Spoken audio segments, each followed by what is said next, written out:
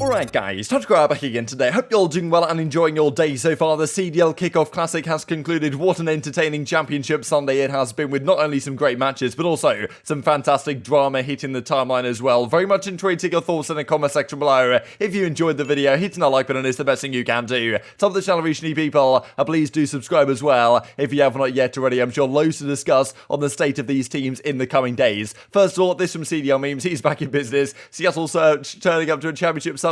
They don't do this very often in the history, of course, in the CDL here. Finally, they make it to the championship Sunday, and of course, well, had a fantastic run ahead of them, as we'll dive into here in the coming minutes. Their first game was up against the New York Subliners.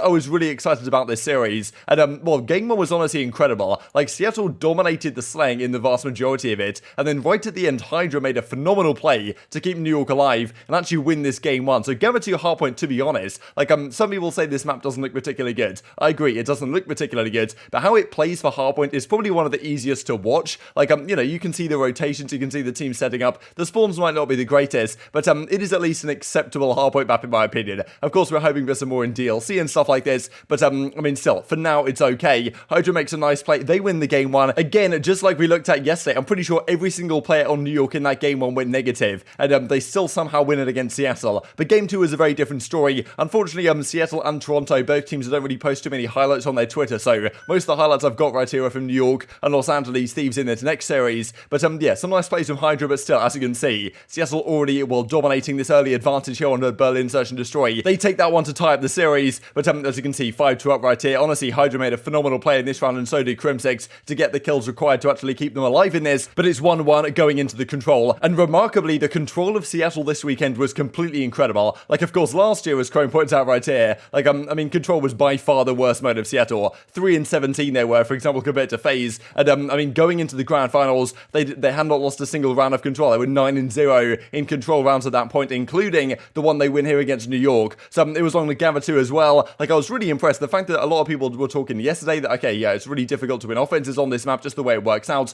But I mean, look, Seattle made it work, right? Which does make you think, wow, because especially at the start of last season in Cold War, it really seemed difficult for some teams to win any offensive rounds at all. They finally got the hang of it on maps other than just raids, and already some teams are actually realizing how to do it potentially on maps like Gather 2. So impressive stuff from Seattle. That really, well, puts them up 2-1 in this particular series. And then the final game on Tuscan, once again, the slaying just comes out to full effect. Like, I was just so impressed from the slaying. I mean, Prid and, well, Prid and Simp especially, those are the two that kind of stand out. But Mack deserves so much credit, really, and accuracy, of course, as well. What he's done with these guys, the aBeZy Institute of Call of Duty, right? Getting them playing the correct Call of Duty. But, I mean, Mack honestly has kind of slipped under the radar, because a lot of people said, okay, this guy's back on the full-time SMG, is he going to be able to do it? He's dropping numbers every single map super quietly, because his personality isn't quite as outgoing and as, you know, bombastic, I suppose, as, you know, Pred, accuracy, and Simp can be. But, I mean, still, he's just quite, you know, cold hard killer, right? He's just dropping numbers, as with the rest of the guys. Like, the slaying was out of control. New York definitely maybe have some concerns about the slaying factor on their team, because, I mean, still, they couldn't really get close, frankly. They won the game one despite being outslayed. The rest of the series was honestly not particularly close. Seattle go into the grand finals. We knew they were going to be good coming into this tourney. We did not know they were going to be quite this good. And well, as Serge, he can't defeat me, I know that he can. And well, it's Mack that comes out, right? Because, I mean, yeah, honestly, he was kind of the star of the show here, despite him kind of going under the radar. Seattle going to a grand finals. Would you believe it, guys? Especially after the last couple of years. Octane gets dropped from the team. Of course, it's not just, you know, Octane's fault or whatever that team was bad. There was other involvements for sure, but they can have a complete rebuild. The first event, of course, well, they go all the way to the grand finals, and we'll talk about how exactly that went here in a few seconds time. But as Mackenzie melts, I mean, he was, you know, the dominant force, right? Like, I mean, Sib on the control, he had a 2KT. Pretty monstrous stuff all around. And well, as accuracy says, he's smoking the pack, right? 1-3-1 onto the grand finals. Incredible what he's been able to do with this roster in a very short period of time indeed. Let's dive into this Los Angeles Thieves series then, because they face up against Toronto, and we know full well that Toronto are a very hard team indeed to beat. But Thieves looked like they were going to give it a good go. Like, I mean, this game one was very impressive actually from Thieves on the Bacage. Like, they really turned up. Drazah was a monster, at least in the first half of the series. Then things got kind of spicy. We'll talk about here in a few minutes time. But you might have thought that, okay, with guys like CleanX especially, here on Bacage, might be a pretty good stomping ground for them. Haven't really seen too much of what Toronto's been up to as of late, of course, because they've been scrimming largely over in Europe, and we thought LA Thieves might be much worse than actually they turned out to be in this. Envoy, Drazah, they certainly have their moments. Kenny and Octane also, they win the game one. Game two, slightly different story though. It was here on the Berlin, and honestly, Toronto looked very disciplined here. Kind of a classic Toronto type search and destroy situation, where it doesn't really matter the game. These these guys are going to be very solid. Despite Drazah winning this particular 1v1, like, I mean, yes, it's enough for Toronto to still win this map relatively comfortably, taking it 1-1 into the control. But yes, Drazah turns up massively on this Tuscan. Like, I was super impressed. He goes 38 in 20, and I'm pretty sure CleanX on the other side, who dominated this map just a couple of days ago, went 16 in 32. So really a tale of two SMG duos, where Drazah and Envoy, I mean, Envoy definitely had his moments here as well. Octane was piecing, and Kenny just does what he does every single series. But Drazah was kind of the difference maker right here. He was making plays all across the map. They won some crucial rounds, and well, take this one 3-1. But it really was the next map where things started to go absolutely insane. This was the comeback that Toronto made. I have no idea still, really, how Los Angeles Thieves managed to throw this one away. So here we are on the Tuscan. It's 243 to 220. Now, you know, if anything, they probably don't need to hit the old hill. They could just all rotate to new, but Thieves decide to hit the old hill to try and go for the 7 seconds, which can be kind of a cheeky play, right? You go in, you try and make it happen, but Cammy gets like 4 kills in a row,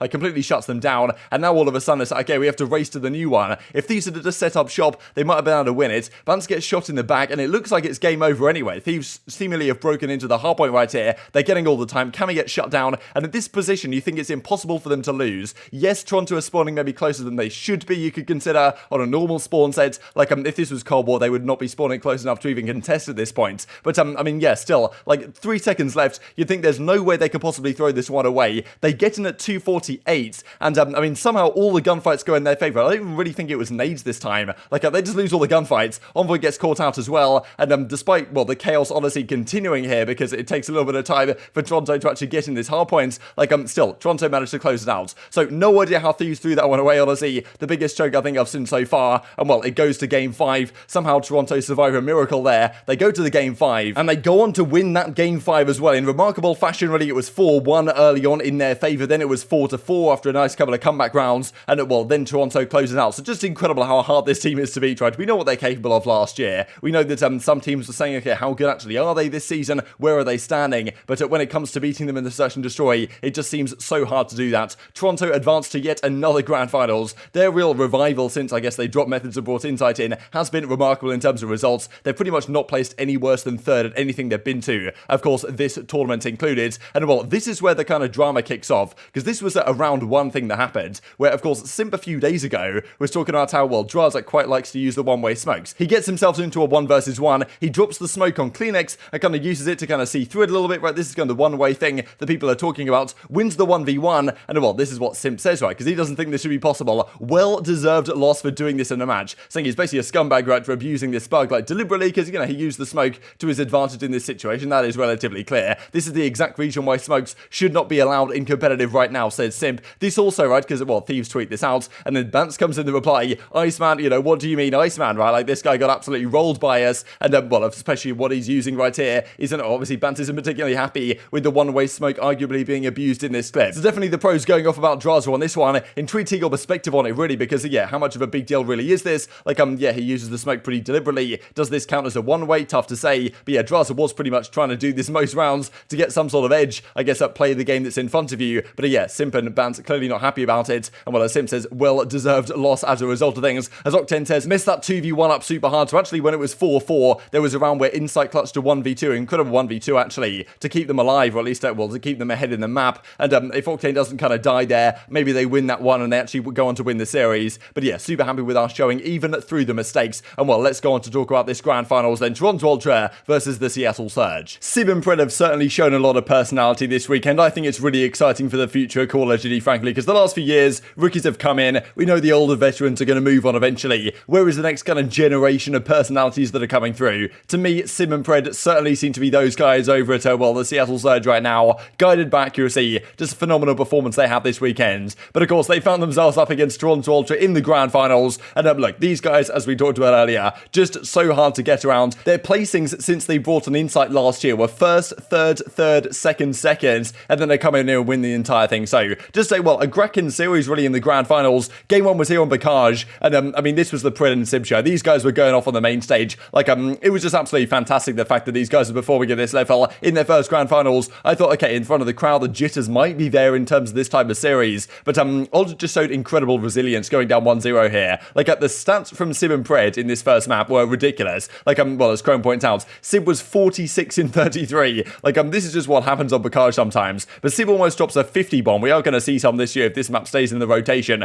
Pred drops a 41 bomb. Look at the damage as well. Pred has 4,800 damage, which, compared to last year, that looks relatively low. But there's only 100 HP right nowadays, right? Compared to 150 back in Cold War. 30 kills each that were not even traded. So I'm pretty sure if you get a kill, no one kills you within 5 seconds. That's a non-traded kill. And, just phenomenal work from those guys. And, give this duo a name, right? Some people were calling these guys the taller terrors. I thought that was pretty good. But, I'm sure there's other names that will come around the corner. But, yes, Game 2 was a Tuscan Search and Destroy. Not too many clips, unfortunately, that the league didn't quite get at, the POV of a crazy two-piece that Cammy got. Not sure if he no-scoped the second guy in the alleyway. But, he may well have done, or it was a crazy quick-scope. But, Cammy was really turning up. And this is the thing. Toronto, their Search and Destroy, even in this game, I haven't really seen too much of what the teams are up to. Seems to still be very solid indeed. So, it doesn't really matter who you're playing against. Seems like Toronto might well have your number in Search. They take the game 2. It was a close fought affair. CleanX had another ace. I'm pretty sure he had an ace earlier in the day as well. CleanX, honestly, such a monster. Really impressed me this weekend. And,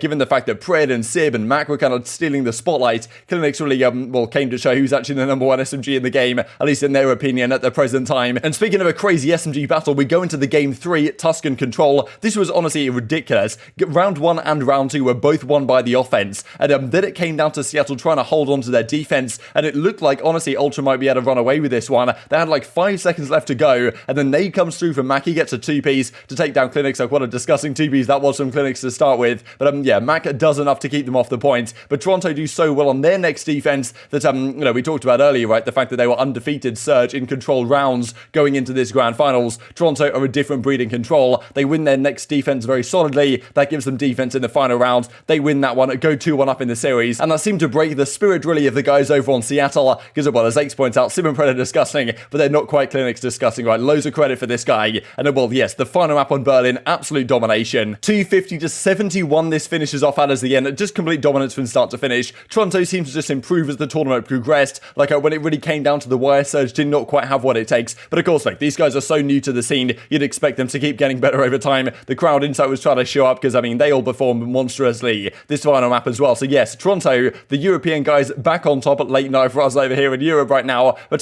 still cool to see. Yes, it's a kickoff event, but I think people down the line will count this as a proper tournament. All 12 teams were there. There was, on LAN with fans, all this type of good stuff. I think it counts all things considered. Toronto win the first one, not as much as the majors will, but still, good to see these guys back in business, and Seattle as well competing. Just sets us up for a really entertaining year, frankly. Honestly, I thought Vanguard was going to be terrible. Watching it this weekend was much more entertaining than I thought it was going to be. But as we look at the final scoreboard, loads of spicy in the timeline we're going to talk about tomorrow. Very much intrigued to your thoughts and all this stuff in the comment section below. Hope you guys enjoyed the video. If you did enjoy it, hitting a like button tells the YouTube gods it's a good video. I just like you should see it as well. And I'll grow the competitive Call of Duty community. Thank you for watching as always. Take care. And I will see you next time.